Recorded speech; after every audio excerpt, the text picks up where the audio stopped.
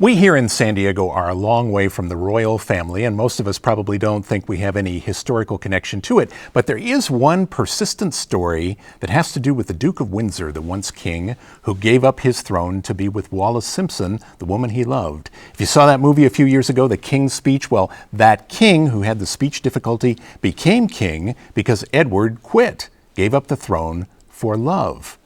But there's always been a story that Edward first met Ms. Simpson, the woman he loved, here in Coronado. He was in line to be king. She was a commoner, an American divorcee he would eventually give up the throne to marry. And for years, people said they first met at the Hotel Del Coronado. It's a wonderful story that maybe they saw each other from across the room or something like that. It was 1920, and Edward, Prince of Wales, did arrive and got on a small boat for Coronado, where there was going to be a gala in his honor at the hotel.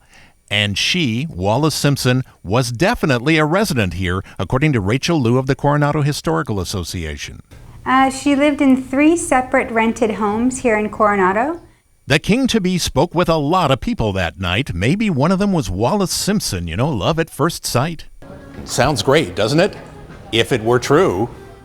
The thing is, she was married at the time to her first husband. Their names do appear on the guest list, but the reason why they were invited was because all Navy officers in Coronado were invited to that party. It was something that was common whenever there was a big event that Navy officers would also get invited.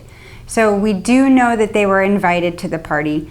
Whether or not they attended the party, we really don't know that, because it says there are some records that state that he was out of town on that day or that she was doing something else at the time.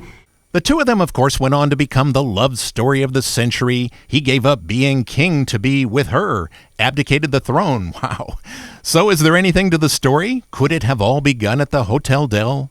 She prefers to think that they met in 1930 at a hunting party in London. That's her story, and that's what she's sticking to, despite decades of rumors about San Diego.